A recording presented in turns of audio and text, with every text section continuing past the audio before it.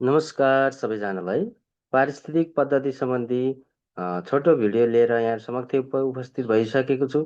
कृपया भिडियो कस्तो लाग्छ हेरेर प्रतिक्रिया दिन नभुल्नुहोला। अब पारिस्थितिक पद्धति भन्ने बित्तिकै हामीले अध्ययन गर्नुपर्ने विषयवस्तु यहाँ म यहाँ समक्ष ढिलो नगरी राख्दैछु। अब हेरौँ स्लाइड वाइज कस्तो छ त। अब जीव जन्तुहरूको पारिस्थितिक अन्तर्सम्बन्ध र त्यसले पर्यावरणमा पार्ने असरबारे अध्ययन गर्ने विज्ञानलाई चाहिँ इकोलोजी भनिन्छ। यो शब्द पहिलोपटक प्रयोग गर्ने जर्मन वातावरणविद एर्नेस्ट हेकेलले सन् 1956 गरेका थिए। वातावरण र पर्यावरणको अन्तर्सम्बन्धको अध्ययनका लागि ल्यान्डस्केप इकोलोजीको छुट्टै अवधारणा जर्मन भूगोलविद कार्ल होरले पनि सन् 1939 प्रस्तुत गरेको पाइन्छ।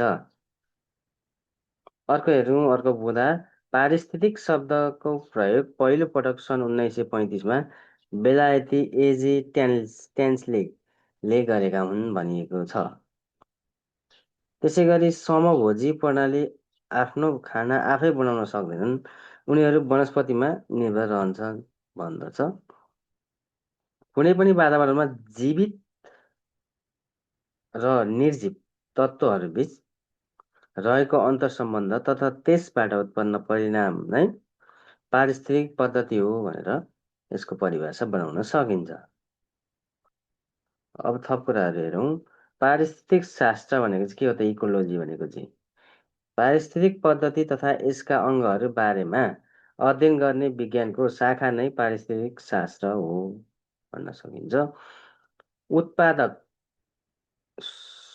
सौर्य ऊर्जाको परिस्थितिमा आफ्नो खाना आफै तयार पार्ने वनस्पतिहरू नै उत्पादक हुन् भनेर वनस्पतिलाई चाहिँ उत्पादकको रूपमा लिइन्छ। उपभोक्ता भनेको त भोजनको निम्ति अन्य जीवमा निर्भर रहने जीवहरू नै उपभोक्ता हुन्। विच्छेदक चाहिँ को त? कुनै पनि जीवलाई कुहाएर पुनः जमिनमा फर्काउने पारिस्थितिक पद्धतिको सदस्य नै विच्छेदक हुन्, जस्तै ब्याक्टेरिया। उत्पादक, उपभोक्ता तथा विच्छेदकको निरन्तर अन्तर्क्रियाले नै पारिस्थितिक पद्धति निर्माण गर्दछ, तसर्थ यिनीहरू नै पारिस्थितिक पद्धतिका तत्त्वहरू हुन् भनेर हामीले बुझ्नुपर्ने हुन्छ। अब थप कुराहरू हेरौँ। यहाँ पारिस्थितिक प्रणालीका तत्त्वहरू भनेर हेरौँ।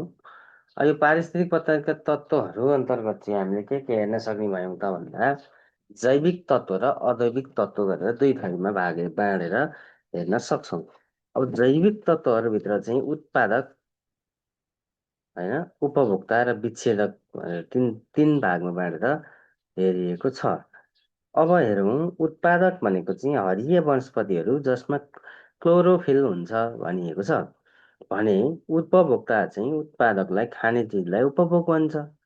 विच्छेदक चाहिँ सूक्ष्म जीवाणुहरू हुन् भनेर हामीले बुझ्नु पर्यो। अब फेरि उपभोक्ताभित्र चाहिँ प्राथमिक, द्वितीय र तृतीय उपभोक्ताहरू भनेर चाहिँ देखिन्छ। शाकाहारी जीवलाई हामी प्राथमिक उपभोक्ता भन्छौँ। द्वितीय चाहिँ प्राथमिक उपभोक्तालाई खाने चाहिँ द्वितीय उपभोक्ता भए। तृतीय उपभोक्ता चाहिँ प्रथम, द्वितीय दुवै उपभोक्तालाई खाने चाहिँ तृतीय उपभोक्ता भए। यसरी हेर्न सकिन्छ। अब अजैविक तत्त्व भन्ने चाहिँ घाम, पानी, हावा र माटो, यसलाई चाहिँ हामी अजैविक तत्त्व भनेर भन्दछौँ। हजुर, यसरी हामीले हेर्नुपर्ने हुन्छ। यहाँहरू यस च्यानलमा नयाँ हुनुहुन्छ भने कृपया च्यानल भने सब्सक्राइब गरेर सहयोग गरिदिनु न अनुरोध गर्दै म थप विषयवस्तु अगाडि बढाउन चाहन्छु। पारिस्थितिक पिरामिड भनेको के हो भन्ने विषयमा अर्को बुँदा हेरौँ।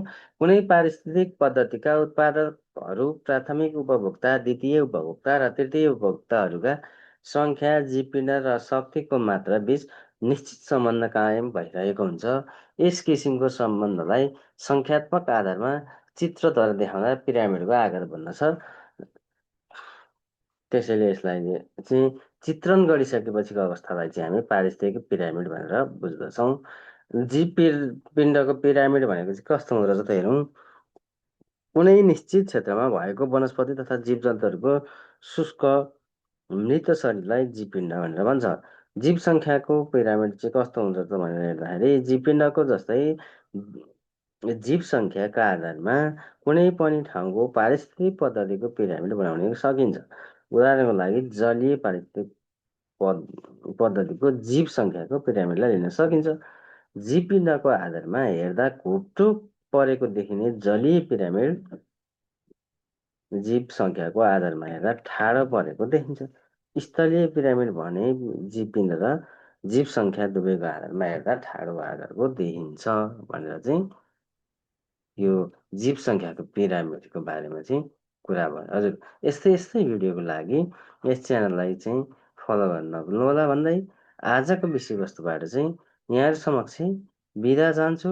हस्त, धन्यवाद, नमस्कार।